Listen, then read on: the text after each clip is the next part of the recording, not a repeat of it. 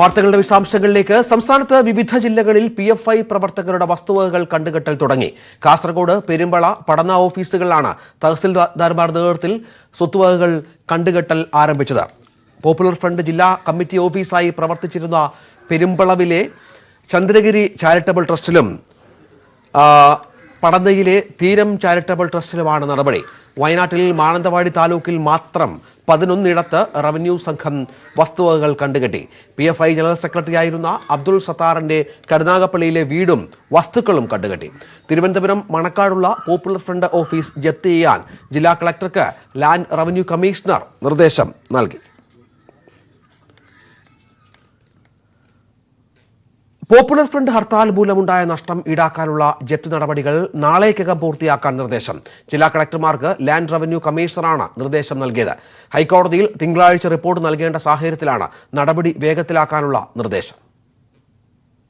Popular front ഭാരവാഹികളുടെ സ്ഥാവര ജംഗമ വസ്തുക്കൾ ജപ്തി ചെയ്യാൻ വൈകുന്നതിൽ ഹൈക്കോടതി അതൃപ്തി രേഖപ്പെടുത്തിയിരുന്നു. ജപ്തി പൂർത്തിയാക്കി തിങ്കളാഴ്ച റിപ്പോർട്ട് നൽകാനാണ് അന്ത്യശാസനം. ഈ സാഹചര്യത്തിലാണ് നടപടികൾ വേഗത്തിലാക്കാൻ land revenue commissioner TV Anupama IAS കളക്ടർമാർക്ക് നിർദ്ദേശം നൽകിയത്. നാളെ വൈകിട്ട് 5-നകം ജപ്തി നടത്തി റിപ്പോർട്ട് നൽകണം. ജപ്തിക്ക് മുന്നോടിയായുള്ള നോട്ടീസ് നൽകേണ്ട. ജപ്തിക്ക് ശേഷം വസ്തുക്കൾ ലേലം ചെയ്യണമെന്നും ലാൻഡ് റവന്യൂ കമ്മീഷണറുടെ ഉത്തരവിൽ പറയുന്നു. ആഭ്യന്തര വകുപ്പിൽ നിന്നും പേരുവിവരം ലഭിക്കുന്നതനുസരിച്ചാണ് കളക്ടർമാർക്ക് ജപ്തി നടപടികളിലേക്ക് കടക്കാനാവുക. ജപ്തി ചെയ്യാനുള്ള സ്ഥാവര ജംഗമ വസ്തുക്കളുടെ ജില്ല തിരിച്ചുള്ള റിപ്പോർട്ടും അപേക്ഷയും ആഭ്യന്തര വകുപ്പ് ഇന്നലെ വരെ നൽകിയിരുന്നില്ല. തിങ്കളാഴ്ച റിപ്പോർട്ട് നൽകേണ്ട സാഹചര്യം പരിഗണിച്ച് ആഭ്യന്തര വകുപ്പും നടപടികൾ വേഗത്തിലാക്കിയിട്ടുണ്ട്. ഓൺലൈനായാണ് റിപ്പോർട്ടും അപേക്ഷയും കൈമാറുക. പോപ്പുലർ ഫ്രണ്ട് ഭാരവാഹികളുടെ വാഹനം, വീട്, മറ്റ് സ്ഥാപനങ്ങൾ, ബാങ്ക് അക്കൗണ്ടുകൾ തുടങ്ങി ഏത് സ്ഥാപന ജംഗമ വസ്തുക്കളും ജപ്തി ചെയ്യാൻ കളക്ടർമാർക്ക് അധികാരമുണ്ട്. ന്യൂസ് 18 തിരുവനന്തപുരം. പത്തനംതിട്ട നഗരത്തിൽ തീപിടുത്തം, 4 കടകൾ കത്തി നശിച്ചു. ശശിനാരായണൻ ഏറ്റവും പുതിയ വിവരങ്ങൾ പങ്കുവെക്കുക. ശരൺ, എന്താണ് സംഭവിച്ചത്? ഇപ്പോൾ ഈ തീ നിയന്ത്രണ വിധേയമാണോ? ഉച്ചയ്ക്ക് 1:30 കൂടിയാണ് പത്തനംതിട്ട നഗരത്തിലെ ചിപ്സ് കടയ്ക്ക് തീപിടുത്തമുണ്ടായത്. തുടർന്ന് 4 കടകൾ കൂടി തീ പടരുകയുണ്ടായി. ആ 4 കടയും പൂർണ്ണമായി നശിച്ചു. എന്തായാലും ഫയർഫോഴ്സും അതുപോലെ തന്നെ പോലീസിന്റെയൊക്കെ നേതൃത്വത്തിൽ ശക്തമായ രീതിയിൽ സ്ഥലത്തെത്തുകയും തീ അണയ്ക്കുകയും ചെയ്ത് നിയന്ത്രണ വിധേയമാക്കിയിട്ടുണ്ട്. ലക്ഷങ്ങളുടെ ഒരു നാശനഷ്ടം ഈ കടകളിൽ ഉണ്ടായിട്ടുണ്ട്. 2 ചിപ്സ് കടയും ഒരു മൊബൈൽ കടയും ഒരു ചെരുപ്പ് കടയുമാണ് പൂർണ്ണമായി കത്തി നശിച്ചത്. സമീപ കടകളിലൊക്കെ തീ പടർന്നു പിടിക്കാനുള്ള വലിയ സാധ്യതയുള്ള പ്രദേശം കൂടിയാണ്. ഉച്ചസമയം കൂടിയാണ്. നഗരമധ്യത്തിലായതുകൊണ്ട് തന്നെ വലിയൊരു ആശങ്ക ഉണ്ടായിരുന്നു. എന്തായാലും കോട്ടയം, അതുപോലെ തന്നെ പത്തനംതിട്ട, അടൂർ തുടങ്ങിയ മേഖലയിൽ നിന്നൊക്കെ ഫയർഫോഴ്സ് സംഘം എത്തിയിരുന്നു. എറണാകുളം അടക്കമുള്ള മേഖലയിൽ നിന്ന് ഫയർഫോഴ്സ് സംഘത്തെ വിളിച്ചിരുന്നു. പക്ഷേ ഈ ഫയർഫോഴ്സും നാട്ടുകാരും അതുപോലെ തന്നെ പോലീസും വലിയ രീതിയിലൊരു രക്ഷാപ്രവർത്തനം, ഒരു തീ അണയ്ക്കുന്നതിനുള്ള ശ്രമം നടത്തിയതിന്റെ ഭാഗമായിട്ടാണ് വലിയ രീതിയിലൊരു നാശനഷ്ടങ്ങൾ ടൗണിലുണ്ടാകാതെ തന്നെ ഈ 4 കടകൾ മാത്രം പെട്ടെന്ന് തീ പിടിച്ച് അണയ്ക്കാൻ കഴിഞ്ഞത്. എന്തായാലും മറ്റു കടകളിലൊക്കെ പിടിക്കാൻ സാധ്യതയുള്ള എല്ലാം ഈ അടിയന്തരമായുള്ള തീ അണയ്ക്കുന്ന സാഹചര്യത്തിൽ നടത്താൻ കഴിഞ്ഞു. നിലവിൽ 9ഓളം സിലിണ്ടറുകൾ ഈ കടകളുണ്ടായിരുന്നു. പക്ഷേ സിലിണ്ടറുകൾ കത്തിയാണ് തീപിടുത്തമുണ്ടായെന്ന് പറയാൻ കഴിയില്ല. അത് മുമ്പ് തന്നെ തീപിടുത്തമുണ്ടായ ശേഷം സിലിണ്ടറുകൾ പൊട്ടിത്തെറിക്കുകയായിരുന്നു. 2 സിലിണ്ടറുകൾ കടയ്ക്കുള്ളിൽ നിന്ന് പൊട്ടിത്തെറിച്ച് റോഡിലേക്ക് വീഴും. 2 പേർക്ക് പരിക്ക് പറ്റുകയും ചെയ്ത നിസ്സാര പരിക്കുകൾ മാത്രമാണ്. അവർ 2 പേരെയും പത്തനംതിട്ട ആശുപത്രിയിൽ പ്രവേശിച്ചിട്ടുണ്ട്. എന്തായാലും ലക്ഷങ്ങളുടെ നാശനഷ്ടം ഉണ്ടായിട്ടുണ്ട്. ഇപ്പോൾ പൂർണ്ണമായും തീ നിയന്ത്രണ വിധേയമാണ്. നഗരത്തില് ഫയർഫോഴ്സ് സംഘത്തിന്റെ നേതൃത്വത്തിൽ തീ പൂർണ്ണമായും അണച്ചിരിക്കുന്നത് നമുക്ക് ഇപ്പോൾ ഇവിടെ നൽകാൻ കഴിയുന്ന വിവരം. രഞ്ജിത്ത്. ശരി, ശശിനാരായണൻ വിവരങ്ങൾ പങ്കുവച്ചു. ഗ്യാസ് സിലിണ്ടർ പൊട്ടിത്തെറിച്ചാണ് നഗരത്തിൽ അപകടമുണ്ടായത്. ഇപ്പോൾ തീ ഏതാണ്ട് നിയന്ത്രണ വിധേയമാണ്. ചിപ്സ് ഉണ്ടാക്കുന്ന കടയിലാണ് ഈ അപകടം സംഭവിച്ചത്. കാക്കി ഗുണ്ടകൾ കരുതിയിരിക്കുക.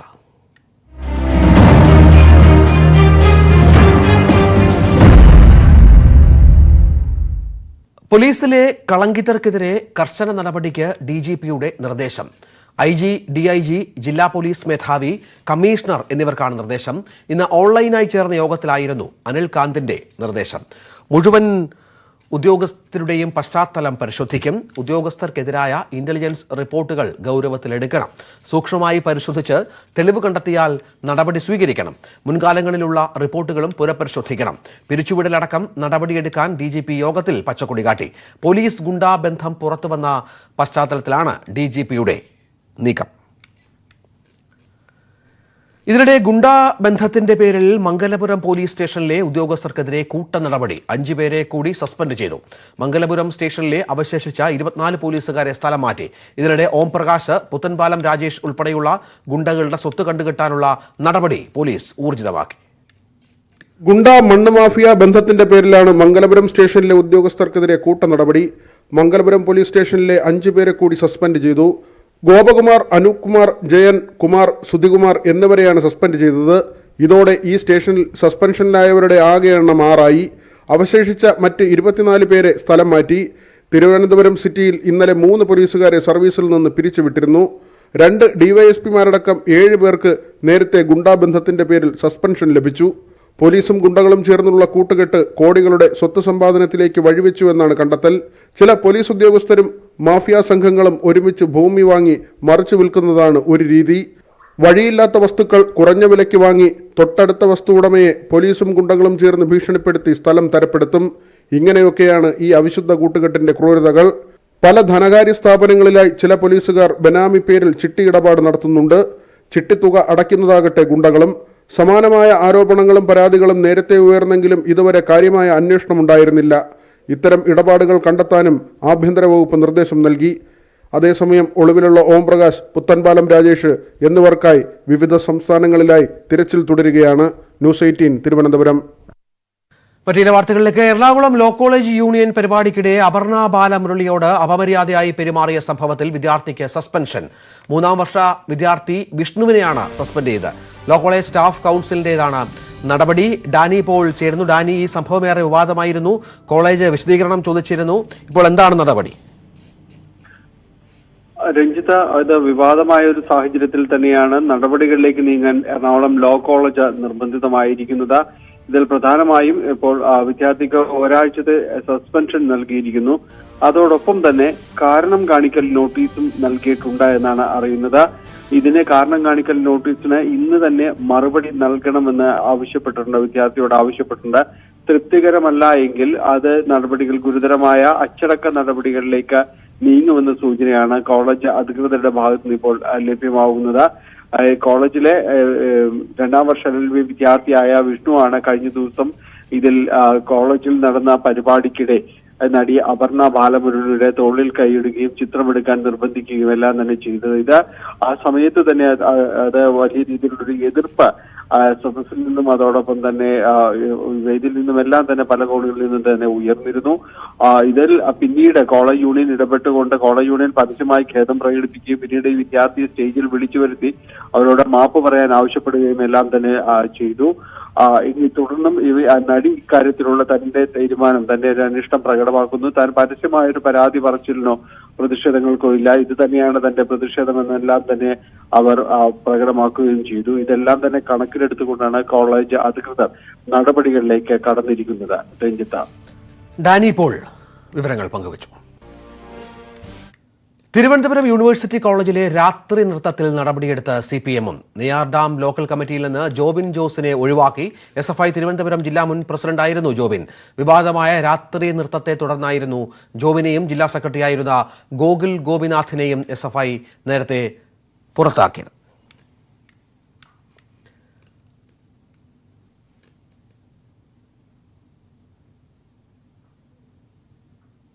പാലക്കാട് ധോണിയെ വിറപ്പിക്കുന്ന PT-7 പിടികൂടാനുള്ള ദൗത്യം ആരംഭിച്ചു. സാഹചര്യം അനുകൂലമായാൽ നാളെ തന്നെ മയക്കുവെടി വെക്കാനാണ് തീരുമാനം. ദൗത്യ സംഘത്തലവൻ ഡോക്ടർ അരുൺ സക്കറിയുടെ നേതൃത്വത്തിൽ ധോണിയിൽ അവലോകന യോഗം ചേർന്നു. PT-7 പിടിക്കാനുള്ള 3ാമത്തെ കുങ്കിയാനയും കൊണ്ട് വയനാട്ടിൽ നിന്നുള്ള ദൗത്യസംഘം ഇന്ന് പുലർച്ചെത്തി.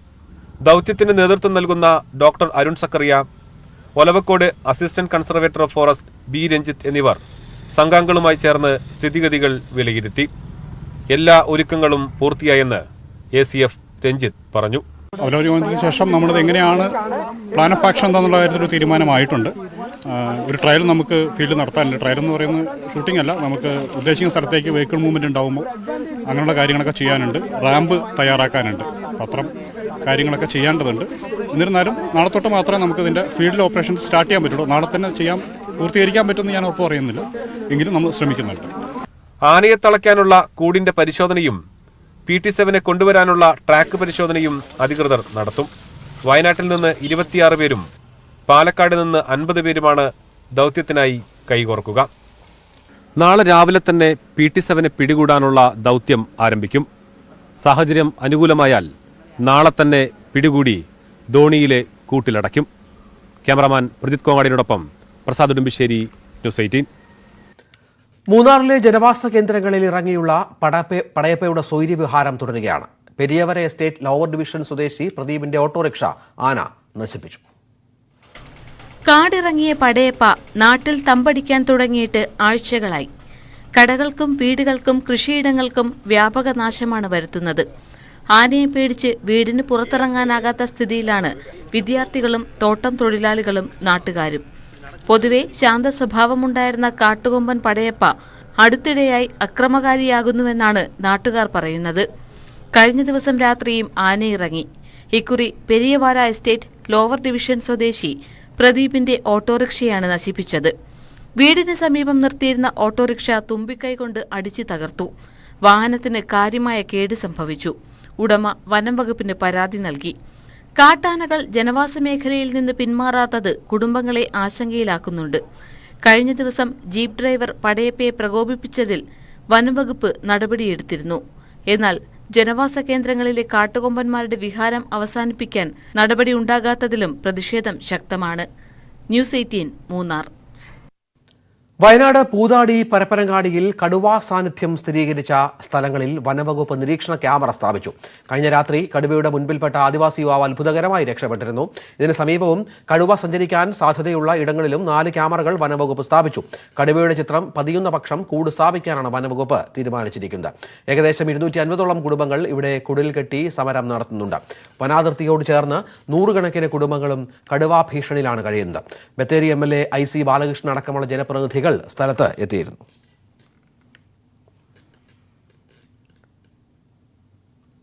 ISRO ചാരക്കേസിലെ പ്രതികൾക്ക് മുൻകൂർ ജാമ്യം. Justice K. ബാബുവാണ് ജാമ്യം അനുവദിച്ചത്.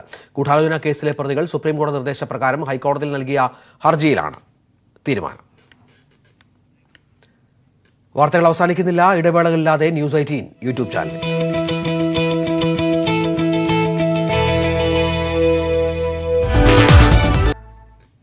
സഹയാത്രികയ്ക്ക് മേൽ യുവാവ് മൂത്രമൊഴിച്ച സംഭവത്തിൽ എയർ ഇന്ത്യയ്ക്ക് 33 ലക്ഷം രൂപ പിഴ. ഡയറക്ടറേറ്റ് ജനറൽ ഓഫ് സിവിൽ ഏവിയേഷനാണ് എയർ ഇന്ത്യയ്ക്ക് പിഴയൊടുക്കിയത്.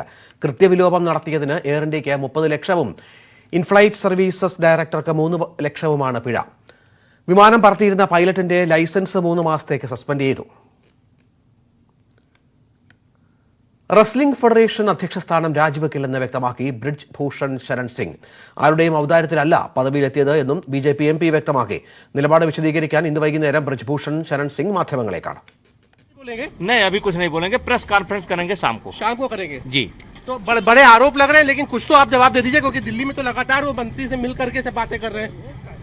देंगे ना शाम को देंगे तो शाम इस्तीफा देने की बात तो नहीं है अभी, शाम को देंगे, इस्तीफा कोई सवाल नहीं। ഫെഡറേഷൻ അധ്യക്ഷനെതിരെ താരങ്ങൾ Indian Olympic association president PT ഉഷയ്ക്ക് പരാതി നൽകി. ബ്രിജ് ഭൂഷൺ രാജിവെച്ചില്ലെങ്കിൽ കേസുമായി പോലീസിനെ സമീപിക്കുമെന്നും കായിക താരങ്ങൾ വ്യക്തമാക്കിയിട്ടുണ്ട്. പ്രതിഷേധിക്കുന്ന താരങ്ങൾ ഇന്നും കേന്ദ്ര കായിക മന്ത്രിയുമായി ചർച്ച നടത്തും. പ്രതിഷേധിക്കുന്ന ഗുസ്തി താരങ്ങൾക്ക് പിന്തുണയുമായി മുൻ ബോക്സിംഗ് താരവും കോൺഗ്രസ് നേതാവുമായ വിജേന്ദർ സിംഗ് ജന്തർ മന്ദറിൽ എത്തി. മറ്റു ചില വാർത്തകളിലേക്ക് പോയാൽ രാഹുൽ ഗാന്ധിയെ ശങ്കരാചാര്യരോട് ഉപമിച്ച് നാഷണൽ കോൺഫറൻസ് നേതാവും മുൻ മുഖ്യമന്ത്രിയുമായ ഫറൂഖ് അബ്ദുള്ള. ശങ്കരാചാര്യർക്ക് ശേഷം കന്യാകുമാരിയിൽ നിന്ന് കശ്മീരിലേക്ക് കാൽനടയായി എത്തുന്ന രണ്ടാമത്തെ വ്യക്തിയാണ് രാഹുൽ എന്നായിരുന്നു ഫാറൂഖ് അബ്ദുള്ളയുടെ പരാമർശം. ഇത് ഗാന്ധിയുടെയും രാമന്റെയും രാജ്യമാണെന്നും നാം എല്ലാവരും ഒന്നാണെന്നും ഫറൂഖ് അബ്ദുള്ള പറഞ്ഞു. എന്നാൽ രാഹുലിനെ ശങ്കരാചാര്യരോട് ഉപമിച്ചതിനെതിരെ BJPയും ഹൈന്ദവ സംഘടനകളും രംഗത്ത് വന്നു. थोड़ा सा आपको भी कुछ करेक्शंस करनी होगी. वो इटली से आई हुई एक क्रिश्चियन सोनिया माइनो का बेटा है और एक फिरोज खान का पोता है. തൃശൂർ ബുഹാരീസ് ഹോട്ടലിന്റെ ലൈസൻസ് സസ്പെൻഡ് ചെയ്തു. ഭക്ഷ്യസുരക്ഷാ വകുപ്പിന്റെ റിപ്പോർട്ടിന്റെ അടിസ്ഥാനത്തിലാണ് നടപടി. ഭക്ഷ്യ വിഷബാധയെ തുടർന്ന് അടപ്പിച്ച ഹോട്ടൽ ഉദ്യോഗസ്ഥരെ വെല്ലുവിളിച്ച് കഴിഞ്ഞ ദിവസം തുറന്നിരുന്നു. ഭക്ഷ്യസുരക്ഷാ വകുപ്പിനെ വെല്ലുവിളിക്കുകയാണ് ഹോട്ടലുകൾ. തൃശൂർ MG റോഡിലെ ബുഹാരീസ് ഹോട്ടൽ ഇക്കഴിഞ്ഞ ബുധനാഴ്ചയാണ് ഭക്ഷ്യ വിഷബാധയെ തുടർന്ന് അധികൃതർ അടപ്പിച്ചത്. ഇവിടെ നിന്ന് ബിരിയാണി കഴിച്ച പെൺകുട്ടിക്ക് ഭക്ഷ്യവിഷബാധ ഏറ്റതിനെ തുടർന്നായിരുന്നു നടപടി. എന്നാൽ ഇന്നലെ വീണ്ടും ഹോട്ടൽ തുറക്കുകയും ഭക്ഷണം ഉണ്ടാക്കുകയും ചെയ്തു. ഇതറിഞ്ഞ ഭക്ഷ്യസുരക്ഷാ വകുപ്പ് ഉദ്യോഗസ്ഥർ സ്ഥലത്തെത്തിയപ്പോൾ ഉണ്ടായത് നാടകീയ രംഗങ്ങൾ. പരിശോധനയ്ക്കെത്തിയ ഉദ്യോഗസ്ഥരെ ഹോട്ടൽ അധികൃതർ ഭീഷണിപ്പെടുത്തി.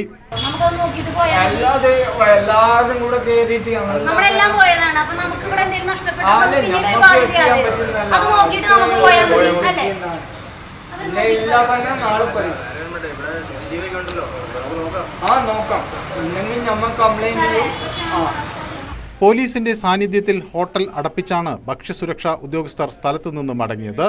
സംസ്ഥാനത്ത് വിവിധ ഇടങ്ങളിൽ ഭക്ഷ്യസുരക്ഷാ വകുപ്പിന്റെ പരിശോധന തുടരുകയാണ്. ന്യൂസ് 18 തൃശൂർ. സമൂഹമാധ്യമ സൗഹൃദങ്ങളുടെ കാലത്ത് പരസ്പരമുള്ള ഒത്തുചേരലുകൾ വിരളമാണ്. എന്നാൽ പ്രായം തളർത്താത്ത ചില സൗഹൃദ കാഴ്ചകൾ നമുക്ക് ചുറ്റും അവശേഷിക്കുന്നുണ്ട്. അത്തരമൊരു കാഴ്ചയാണ് ഇനി. ഈ റിപ്പോർട്ടോടെ ന്യൂസ് 18 ന്യൂസ് അറ്റ് 4 പൂർണ്ണമാകുന്നു. നമസ്കാരം.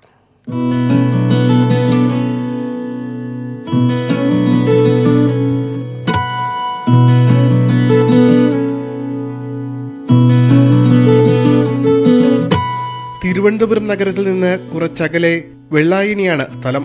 ഇവിടുത്തുകാർക്ക് ഇത് ഒരു സ്ഥിരം കാഴ്ചയാണ്. വൈകുന്നേരങ്ങളിൽ ഇവരിങ്ങനെ കൂടിച്ചേർന്ന് ഓർമ്മകളും വിശേഷങ്ങളും പങ്കുവയ്ക്കും, സന്തോഷിക്കും, കലഹിക്കും.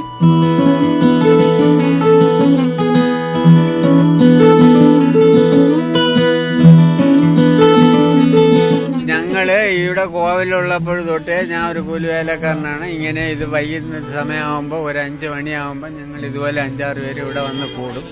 ഒരു 6:30 മണിയാകുമ്പോൾ എല്ലാം സ്ഥലം വിടും. ഇത് ഹെഡാണ്, ഇത് ഹെഡ്, ഇത് അസിസ്റ്റന്റ് ഹെഡ്, ഇടയ്ക്കിടയ്ക്ക് ആൾക്കാർ വന്നുകൊണ്ടിരിക്കും. എന്നാൽ കുറച്ച് നേരം സ്ഥിരമുണ്ട്. വീട്ടുകാര്യങ്ങളും നാട്ടുകാരും അങ്ങോട്ട് കുറെ പല ദിവസങ്ങളും എല്ലാം ഉണ്ട്.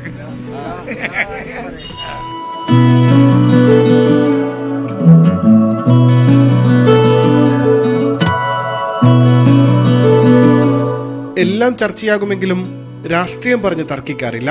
സ്വന്തം രാഷ്ട്രീയം വീട്ടിൽ വെച്ചിട്ട് വേണം കവലയിലേക്ക് എത്താൻ. രാഷ്ട്രീയം ഇല്ല, എല്ലാവരും അവരവരുടെ രാഷ്ട്രീയം അവരവരുടെ കയ്യിൽ ഇരിക്കുകയുള്ളൂ, വേറെ രാഷ്ട്രീയമില്ല. ഇതേപോലെ വന്നിട്ട് ചില കാര്യങ്ങളൊക്കെ പറഞ്ഞുകൊണ്ടിരുന്നിട്ട് വേറെ ഒന്ന് രാഷ്ട്രീയപരമായിട്ടോ അല്ലെങ്കിൽ വേറെ തർക്കമായിട്ടോ യാതൊരു പ്രശ്നവുമില്ല. പ്രായമേറുന്നുണ്ടെങ്കിലും ഇവരുടെ സൗഹൃദത്തിന് ശക്തി കൂടുകയാണ്. ഇതേപോലെ നമ്മൾ നടവർക്കം വന്നൊക്കെ ഇരിക്കും, നട അടയ്ക്കുമ്പോഴത്തേക്ക് പോകും. അത് 10-20 വർഷം കൊണ്ട് നമ്മളിവിടെ ഇരിക്കും. ഇന്നും ഇന്നലെയല്ല, കുറേ 10-20 വർഷത്തിന് മുമ്പേ നമ്മളിവിടെ വന്ന് പതിവച്ചിരിക്കും. മുമ്പേയൊക്കെ കൊണ്ട് അവിടെ ആയിരുന്നു ഇരുന്നത്. ഇപ്പം നമ്മൾ ഇവിടെ വന്നിരിക്കും. ജോലി ചെയ്ത് കുളിച്ചെടുത്തിട്ട് ഇവിടെ വന്ന് ചായ കുടിച്ചിട്ട് ഇവിടെ വന്നിരിക്കും. ഇവിടെ വന്ന് ഞങ്ങൾ സമയം മുമ്പ് അരമണിക്കൂർ ഞങ്ങളിരിക്കും. നല്ല കാര്യങ്ങൾ മാത്രമേ പറയുള്ളൂ, അല്ലാതെ അടിയുണ്ടാക്കുന്ന കാര്യങ്ങളൊന്നുമില്ല. സോഷ്യൽ മീഡിയ കാലത്തെ ക്ലബ് ഹൗസ് ചർച്ചകളൊന്നും ഇവരുടെ സായാഹ്ന ചർച്ചകളെ ബാധിച്ചിട്ടില്ല.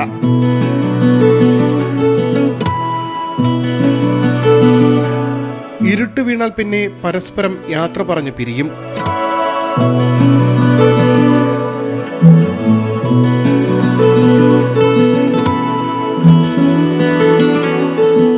ക്യാമറാമാൻ സന്തോഷിനൊപ്പം ഉമേഷ് ബാലകൃഷ്ണൻ, ന്യൂസ് 18 തിരുവനന്തപുരം.